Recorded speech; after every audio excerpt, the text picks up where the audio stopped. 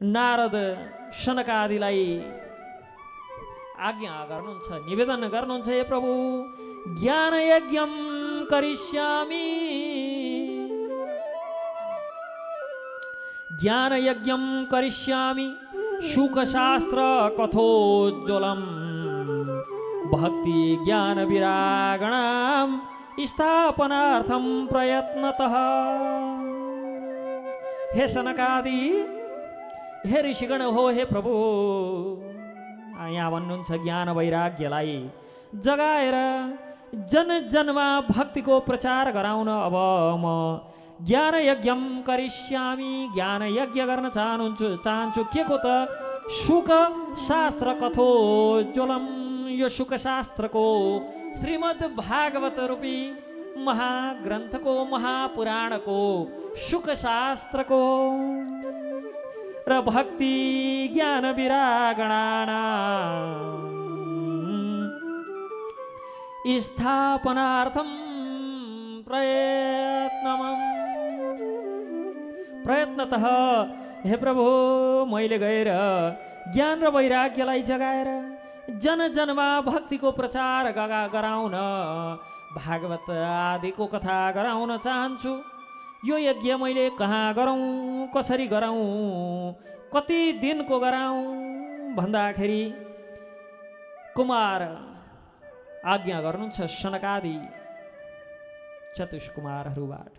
हे नारद, गङ्गाद्वारम, हरिद्वारमा, गङ्गाद्वार भनेको हरिद्वारमा आनन्द नाम गरेको घाट छ। अब उत्तर पूर्व पश्चिम सबैतिरबाट जम्मा हुनेहरूलाई, बद्रिका आश्रमतिरबाट झर्ने सनकादि ऋषिलाई पनि हरिद्वार बिच पर्यो, वृन्दावनतिरबाट उकालो चढ्नेलाई पनि हरिद्वार बिचमा पर्यो र अलि फराक ठाउँ पनि भयो, फराकिलो ठाउँ पनि चाहियो धेरै भक्तहरू बसेर सुन्नलाई। यसकारण गङ्गाद्वारम, गङ्गाको द्वार हरिद्वारमा आनन्द नाम गरेको घाटमा देवता ऋषि मुनि तथा सिद्धहरूको तपस्थली, सोही ठाउँमा भागवतको आयोजना गर्ने निर्णय भयो। कथाको प्रभावले ज्ञान र वैराग्य तरुण हुनेछन् भने भक्तिको कष्ट निवारण हुनेछ। कुमारहरूको सल्लाह अनुसार भागवत गराउने उद्देश्यले नारद अब निवेदन गर्नुहुन्छ, प्रभु भागवत सुनाउनुहोस्, भागवत सुनाउनुहोस् भनी अनुरोध गरे। प्रभु भागवतको यो प्रसङ्ग हजुरहरूले श्रवण गराउनुहोस्।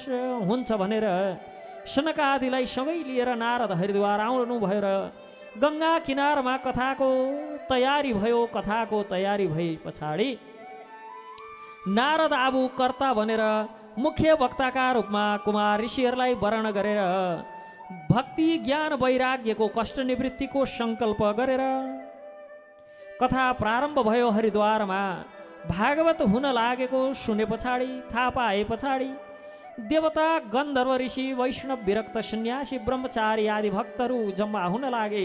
ठाउँ ठाउँबाट भक्तहरूको देवताहरूको ऋषिहरूको जमघट हुन लाग्यो। वेद वेदान्त मन्त्र तन्त्र गङ्गा आदि नदीहरू तथा पुष्कर आदि सरोवरहरू पनि मनुष्यको स्वरूप धारण गरेर कथा सुन्न, कथाको श्रवण गर्न भनेर आए र कथा सुनाउन नारदले प्रदान गर्नुभएको श्रेष्ठ व्यास गद्दीमा आसीन भएर कुमारहरू भन्नुहुन्छ, हे नारद, जसको हृदयमा,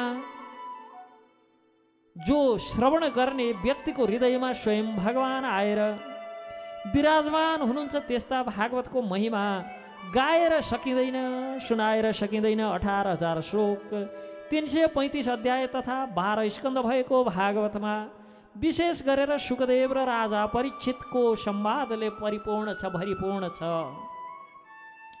अनि भागवत सुन्नेले पुनः पुनः यो संसारमा आउनु पर्दैन, जन्म मृत्युको चक्रमा पर्नु पर्दैन, पुनः पुनः फेरि जन्म मृत्यु जरा व्याधि दुःख आदि अनेक दोषले भरिएको यो भवाग्निमा जल्नु पर्दैन, भवसागरमा डुब्नु पर्दैन र ठुला ठुला यज्ञ गर्नु गराउनु अथवा गङ्गा पुष्कर आदि तीर्थ जानुभन्दा पनि भागवत गराउनु ठुलो हो। जसले भागवतको आधा वा एक पद मात्रै भए पनि नित्य पाठ गर्छन् तिनीहरूले नित्य अश्वमेध राजसूय आदि यज्ञ गरेको फल प्राप्त गर्छन्, जुन फल तप योग र समाधिबाट पनि प्राप्त गर्न सकिन्न। अप्राप्य त्यस्तो फल सप्ताह भागवत श्रवण गर्नाले सहजै प्राप्त हुन्छ। भागवतको कथा सधैँ सुन्न र भन्न सकिन्छ। यसका लागि कुनै विधि नियम निषेध आदिको नियम लाग्दैन। नित्यम भागवतस्य भयो, भागवत उत्तम श्लोकी, यो जो भागवत रूपी उत्तम श्लोक छ यसका लागि नित्यम यो नित्य श्रवण गर्न सकिन्छ। कुनै प्रकारको विधि निषेध आदिको नियम लाग्दैन यसलाई। तर कलियुगका मनुष्यले लामो समयसम्म नियम धारण गरेर चित्त वशमा गराउन नसक्ने भएका कारण कथा यो सप्ताह श्रवणको नियम बनाइएको छ। तर एकपटक सप्ताह सुन्नु अनि जीवनभरि कथा नसुन्नु भनेको होइन। कथा जीवनभर सुन्ने हो, तर सम्पूर्ण कथा एकैपटक सुन्न इच्छा हुनेलाई सप्ताह श्रवणको विधि बताइएको हो। अब विचार सुखदेवजीका जो श्रोता हुनुहुन्थ्यो परीक्षितको जम्मा आयु नै अब बाँकी थिएन, 7 दिनमा सुनाउनु परेन। हाम्रो जस्तो भाग्य कहाँ थियो 5 महिना सुन्नलाई विचार। त्यसकारण उहाँलाई हप्ताभरिमा सुनाएको हो। यसको अर्थ हामीले पनि टक्क 1 हप्ता सुन्ने, त्यहाँबाट थन्क्याएर राख्ने, किताब धमिराले खाइसक्यो, सुनेको कुरा दिमागबाट कहाँ गइसक्यो, त्यो त 7 दिनको 7 दिनमा हामीले छोडिदिइहाल्यौँ। पण्डितजीलाई नै दान दिएर पठाइदिइहाल्छौँ त्यो कथा। त हामीले पण्डितजीलाई अन्तिममा कथा सुनाएपछि व्यासलाई के दान दिने भने अहिलेसम्म सुनाएको कथै दान दिएर पठाइदिन्छौँ। कहाँ लाने हो त्यसलाई घर? यो टिभी भएर सजिलो भएको छ, घर घरमा आइपुग्छ आफै जबरजस्ती, घरमै बसेर सुन्नु पर्यो। मठ मन्दिरमा गएर त हामीले ल्याउँदैनौँ यो कथालाई घरसम्म। र कथा शौनकजी सोध्नुहुन्छ सुतजीलाई कि कलियुगमा मोक्ष प्राप्तिका लागि अनि सबै साधनलाई छाडेर श्रीमद् भागवतलाई नै उत्तम मान्नुको केही कारण होला नि विशेष? तब सुतजी भन्नुहुन्छ, जब भगवान श्रीकृष्ण यो धराधामलाई छोडेर नित्य धाम प्रवेश गर्न लाग्नुभयो तब उद्धवले त्वं तु यस्यासि गोविन्द भक्त कार्यं विदाय च मच्चित्य महती चिन्ता ताम श्रुत्वा सुखमावह। हे प्रभु त्वं तु यस्यासि गोविन्द, हे प्रभु हजुर वैकुण्ठ गए पछाडि, हजुर सोधाम गए पछाडि, हजुर गोलक गए पछाडि भक्तले पृथ्वीमा कसको शरणमा बस्नु यस कुराले मेरो मनमा ज्यादै चिन्ता भइरहेको छ भनेर जब उद्धवले प्रार्थना गर्नुहुन्छ श्री भगवान, उद्धवको कुरा सुनेर भक्त हितका लागि सम्पूर्ण तेज श्रीमद् भागवतमा प्रवेश गराउँदै स्वयं भगवान नै भागवत ग्रन्थका रूपमा प्रकट हुनुभयो। वाङ्मय प्रतिमूर्ति श्रीकृष्णचन्द्रका वाङ्मय प्रतिमूर्ति भागवत महापुराण हो। त्यसैले श्रीमद् भागवतलाई सर्वोपरि ग्रन्थ भनिन्छ। भागवत साक्षात भगवानको शब्दमय मूर्ति हो। भागवत श्रवण गर्नाले आध्यात्मिक दुःख दरिद्रता हट्दछ, पाप पखालिन्छ, काम क्रोध आदि मनका विकारहरू नासिन्छन्, भगवत भक्ति प्राप्त हुन्छ, जसका प्रभावले श्रीकृष्णचन्द्रका श्री युगल चरणप्रति अहैतुकी अप्रतिहता कृष्ण प्रेमको प्राप्ति हुन्छ। यसरी सनकादिले भागवत आदिको महिमा गान गर्दै गर्दा त्यहाँ बडो आश्चर्य भयो। भक्ति सुतौ तौ तरुणौ गृहीत्वा प्रेमकै रूपा सहसा विराशित श्रीकृष्ण गोविन्द हरे मुरारे नाथेति नामानि मुहुर्वदन्ति। भक्ति सुतौ तौ तरुणौ गृहीत्वा प्रेमैकरूपा सहसा विराशित श्रीकृष्ण गोविन्द हरे मुरारे नाथेति नामानि मुहुर्वदन्ति। आफ्नो कष्ट निवृत्तिको सङ्कल्प गरेर लगाइएको भागवतको पुण्यफल प्राप्त गरेर पुण्यफल पाएर वृन्दावनमा वास बसेका ज्ञान वैराग्य र भक्ति तरुण बनेर श्रीकृष्ण गोविन्द हरे मुरारे हे नाथ नारायण वासुदेव आदि भन्दै कथाको माझमा प्रकट भए सबैको तरुण अवस्था प्राप्त भयो। तिनीहरूलाई देखेर कथास्थलमा बसेका सबै भक्तहरू पनि कीर्तन आदिमा लागे। कीर्तनकै माझमा सबैले सुन्ने गरी भक्तिले हे ऋषिगण, हामी कलिको प्रभावले नष्ट हुन लागेका, तर भागवतले हाम्रो कष्ट हरण गर्यो, कष्ट हटायो। भागवतका प्रभावले हामीमा अब कुनै प्रकारको कष्ट छैन। भागवत धन्य धन्य रहेछ। अब हामी कहाँ बस्ने, हामीलाई ठाउँ प्रदान गर्नुहोस् भन्दा कुमार आदि ऋषि, ती 4 कुमारले सनक आदि ऋषि कुमारहरू भन्नुहुन्छ, तिमी आफै आफ्ना दुवै पत्रलाई सँगै लिएर धैर्यतापूर्वक श्री वैष्णवहरूको विष्णु भक्तहरूको चित्तमा गएर बस। भक्तिले ज्ञान र वैराग्यलाई सँगै लिएर भक्तको हृदयमा गएर बसिन्। सकल भुवन मध्य निर्धनास्तेऽपि धन्या, निवसति हृदयेषां श्री हरेर भक्तिरेका। हरिरपि निजलोकं सर्वथा तो विहाय, प्रविशति तेषां भक्ति सूत्रोपनद्ध। जसका हृदयमा भक्ति बस्दछिन् ती मनुष्यहरू सकल भुवन मध्ये, सकल भुवन भित्रमा, यो भुवनमा निर्धनास्तेऽपि धन्या, निर्धन भए पनि त्यस्ता व्यक्ति धन्य छन्। अनि भगवान आफ्नो निज धाम छोडेर हरिर अपि निज लोकम सर्वथा तो विहाय, प्रविशति हृदिं तेषां भक्ति सूत्रोपनद्ध।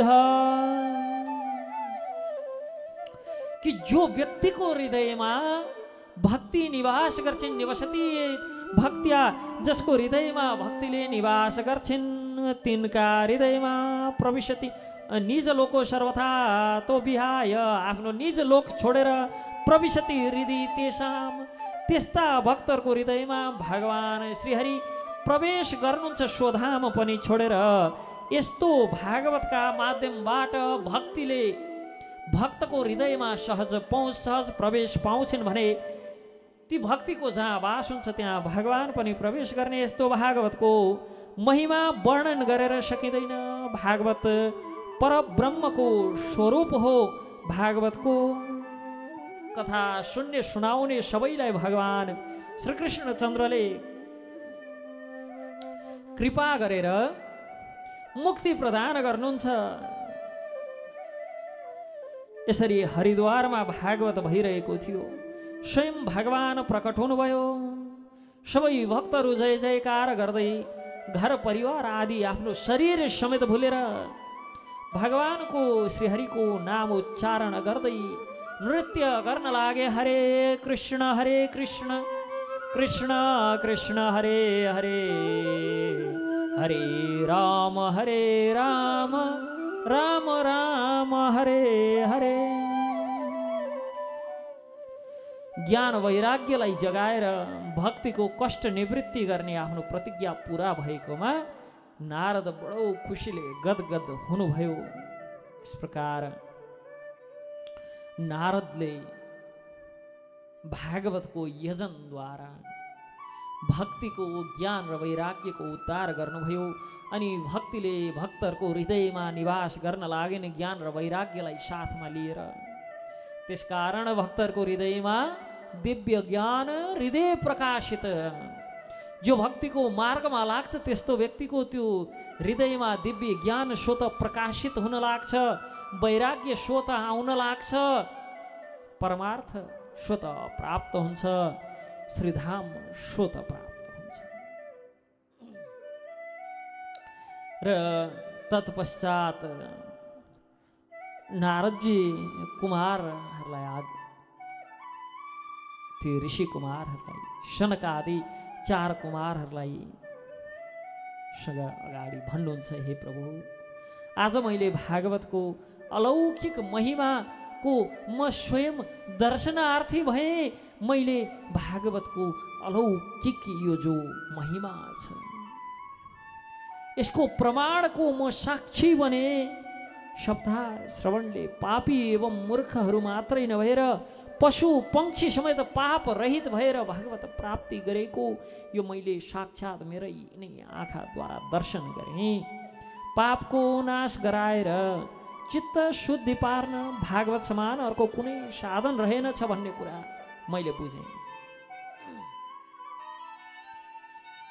र अब यो मलाई एउटा कुरा बताउनुहोस् कि भागवत श्रवणले कस्ता कस्ता पापीहरू पवित्र हुन्छन्, कस्ता कस्ता पापीहरूले पनि पवित्रता प्राप्त गर्छन् र भागवत प्राप्ति गर्छन् भन्दा सनकादि कुमारहरू आज्ञा गर्नुहुन्छ अगाडि, हे नारद, थरी थरीका पाप गरेका, अनेक प्रकारले नरक आदिमा परेका, महानरकमा जान लागेका अथवा मनुष्य शरीर पाएर पनि कुकर्म मात्रै गरेका, मृत्यु पश्चात भूत प्रेत बनेका समेत भागवत श्रवण आदिले भागवत प्राप्ति गर्न सक्छन् भने मनुष्यको त के कुरा गर्ने।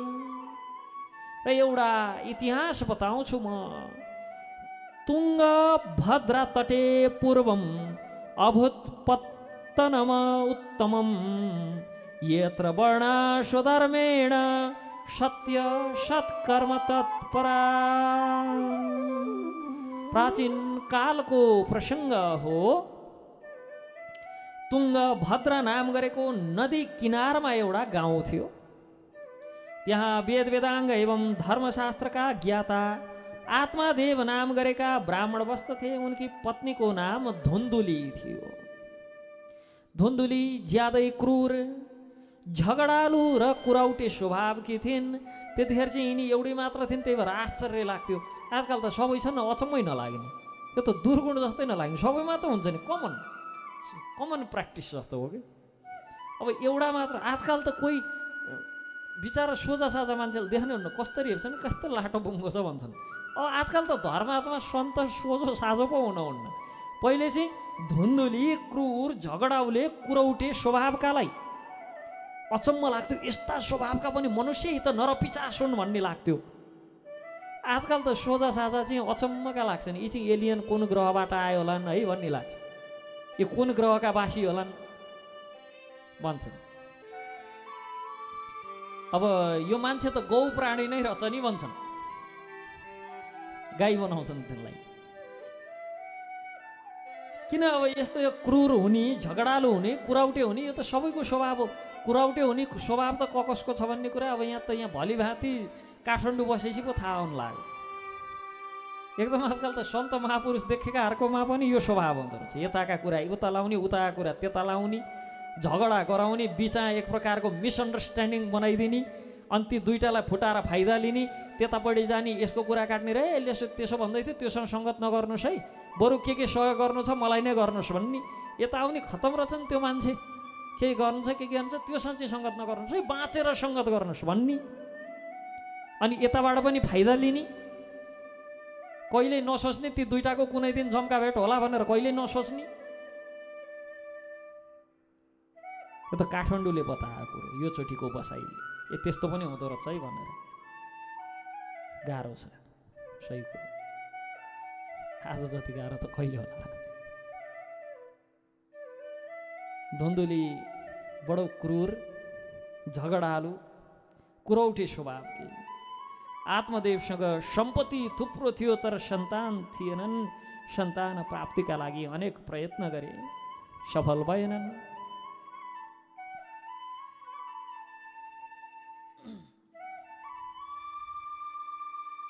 अब सन्तान नभए पछाडि, सन्तान नभएकोमा सन्तान जन्माउनका लागि भनेर यति प्रयास गरे, यति उपाय लगाए, अनेक उपाय गरे, केही गर्दा पनि भएन। सन्तान नभए पछाडि त्यो सन्तानविहीन घर गृहस्थीलाई धिक्कार्दै आत्मदेव वनतिर लागे। धिक्कार छ मेरो गृहस्थीलाई, सन्तान भएनन्। वनमा सन्तसँग भेट भयो। बडो दुखी भएर सरोवरको छेउमा बसेका थिए। सन्त आइपुग्नुभयो। रुँदै सन्तलाई सारा व्यथा सुनाए। हे महात्मा, मेरो कुनै सन्तान छैनन्। म जुन गाई पाल्दछु ती गाई समेत बाँझी हुन्छन्। मेरा सन्तानको त के कुरा गर्ने, कस्तो कुकर्म गरेको थिएँ, कि घरमा आफ्ना सन्तान त कहाँ हो गाईले पनि सन्तान जन्माउनन्, मेरा घरमा वृक्ष लगाएँ भने वृक्षले पनि फल दिँदैनन्, योभन्दा अरू ठुलो दुर्भाग्य के होला र। सन्तानहीन भएर घरमा बस्नुभन्दा बरु वनको बास उत्तम भन्दै म त घर छोडेर आएँ। साधु विद्वान आत्मादेवको निधारमा कोरिएको भाग्यको रेखा हेर्दै भन्नुहुन्छ, हे ब्राह्मण देवता, दैवको गति बडो प्रबल छ, यसलाई कर्मले मेटाउन गाह्रो हुन्छ। यस जन्ममा सम्म होइन, आगामी अनेक जन्मसम्म तिम्रो सन्तान हुँदैन।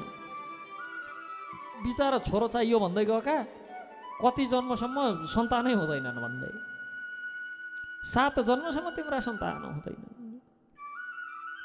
सन्तानका लागि चिन्ता गर्नुको सट्टो ज्ञानको आश्रय लिएर भगवानको भक्तिमा लाग, भगवानको भजन गर, भगवत प्राप्तिको मार्गमा लाग।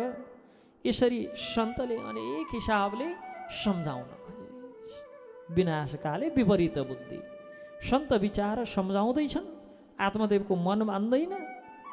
रुँदै भन्छन्, हे साधु, जसरी भए नि सन्तान प्राप्ति गर्ने उपाय दिनुहोस्, नत्र म आत्महत्या गर्छु। लएर धर्म सङ्कट, यसैलाई भन्छन् विनाशकाले विपरीत बुद्धि भनेर। कि सन्तान जसरी भए नि चाहियो, नत्र आत्महत्या गर्छु। तिनको ढिठ देखेर, जिद्दीपना देखेर साधुले एउटा फल दिँदै, तिमीले यो फल पत्नीलाई दिनु, यसको प्रभावले उनी पुत्रवती हुने छिन्। 1 वर्षसम्म सत्य बोल्ने, सात्विक भोजन गर्ने, दिन दुखी गरिब गुरुवालाई नित्य दान दिने जस्ता सत्कर्म गरिन् भने बडो सुन्दर पुत्र प्राप्त हुन्छ। आत्मदेव खुसी भएर हवस् भन्दै फल लिएर घर गए। सबै यथार्थ बताउँदै पत्नीको हातमा फल राखिदिए, पत्नीलाई फल दिए। ल यसरी फल प्राप्त भयो सन्तका कृपाले, अब हाम्रा पनि सन्तान हुन्छन् भनेर बिचारा सन्तान प्राप्तिका लागि भनेर दान आदि दिँदा दिँदा आदि सम्पत्ति सकाइसकेका थिए। अनि आफू छिमेकतिर लागे। अब यता धुन्दुली, अब स्वभाव त हामीले पहिले सुन्यौँ, कति राम्री आचरण र राम्रो स्वभाव भनेर। क्रूर, झगडालु, कुरौटे, जिद्दी, पतिले दिएको फल हातमा राखी विचार गरे, ओहो म माथि कत्रो विपद आइलाग्न लाग्यो, आपत त ठुलै विपद आइलाग्यो म माथि। बिचारा फल खाए पछाडि गर्व रहला, गर्वका कारण पेट घट्न लाग्ला। पेट बढे पछाडि अब आहार चाहिँ कम हुन लाग्ला।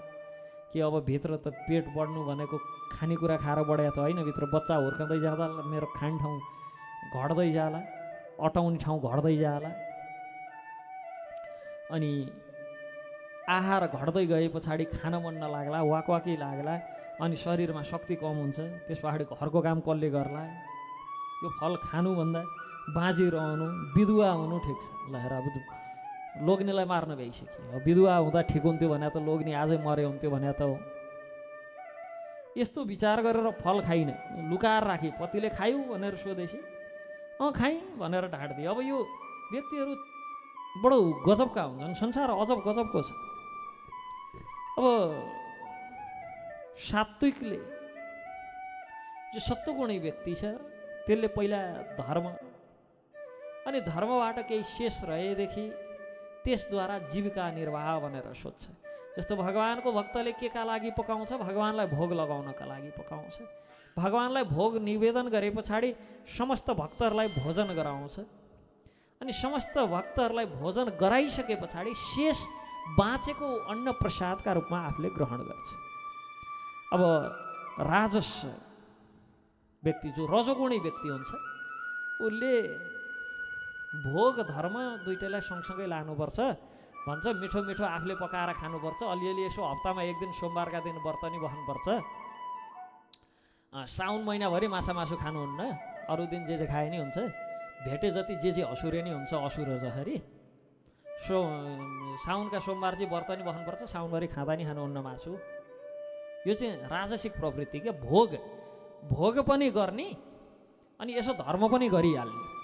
यो राजसिक प्रवृत्ति हो।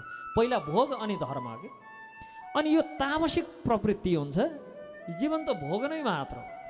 त्यसलाई धर्मसँग के मतलबै छैन, धर्मकर्म मतलबै छैन, भोगै मात्र छ।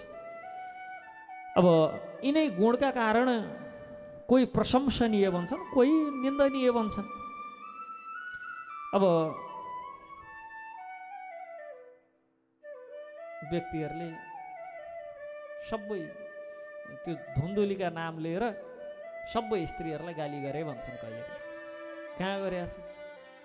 हामी त भगवान कृष्णले पनि जसको आराधना गर्नुहुन्छ ती चाहिँ राधिका हुन् भन्छौँ। वास्तवमा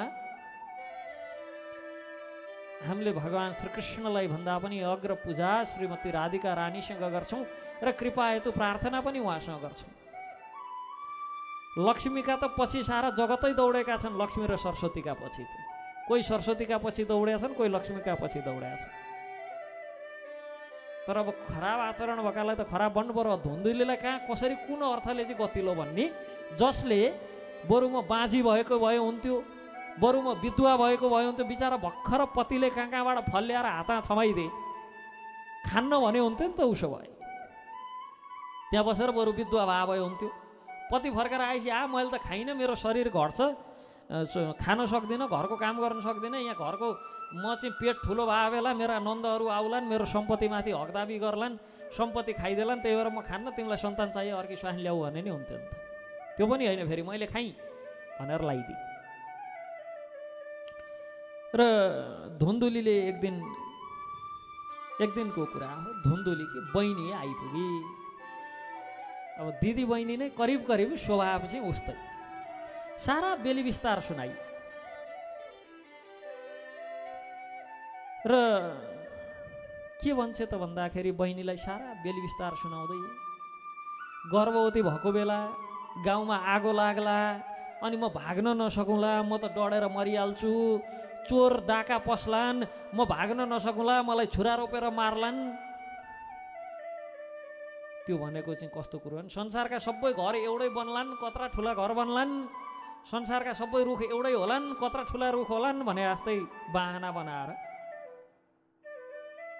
किन त्यो फल नखाने, किन सन्तान नजन्माउने भन्दाखेरि गाउँमा डाका लाग्ला, त्यतिखेर सबै भाग्लान्, म भाग्न नसकौँला पेट ठुलो भएर भनेर नखाने। गाउँघरमा आगो लाग्ला अनि आगो लागेपछि सबै भाग्लान्, म चाहिँ भाग्न नसकौँला भनेर फल नखाने रे गर्भिणी नहुने। कारण पनि कस्ता गजबका छन् कि बाहना पनि।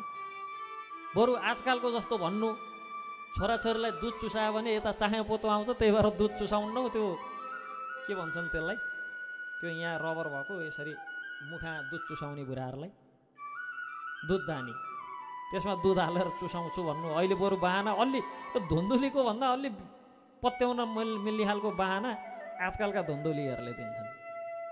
अब त्यो बच्चा जन्माउने तर बच्चालाई स्तनपान नगराउने, दुध नचुसाउने भने त धुन्दुलीकै सेकेन्ड पार्टहरू हुन् नि त।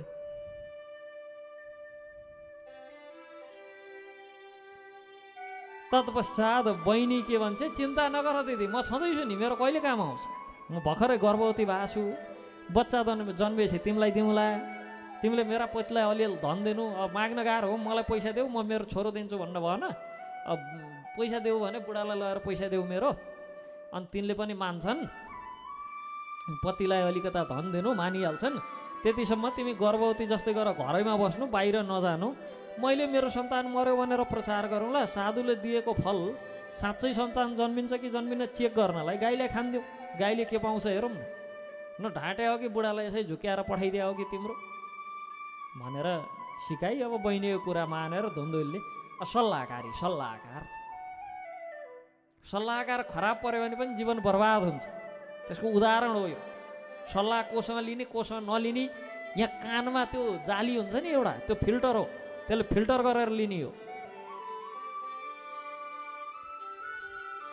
सल्लाहकार खराब परेपछि यस्तो हुन्छ। अनि धुन्दुलीले बहिनीको कुरा सुनेर त्यही तत्तत गरी बहिनीले पुत्रलाई जन्म दिए। धनका लोभी ज्वाइँले अब कसैले थाहा नपाउने गरी बालक ल्याएर धुन्दुलीको काखमा पुर्याइदिए। धुन्दुलीले कुनै कष्ट बिना नै बच्चा जन्माए भनेर हातमा देवलाई चाहिँ अब खबर गरिन्। बिचरा आत्मदेव पुत्र जन्मेकोमा धुमधाम उत्सव गरे। अनि धुन्दुलीले के भन्छ भने आत्मदेवलाई मेरो स्तनमा दुध आएन, बहिनीको बच्चा जन्मेर मरेछ, स्तनमा दुध आउँछ, बच्चा स्याहार्न बोलाउन्थे, दुध खुवाउनलाई बोलाउँ भनेर लगाएर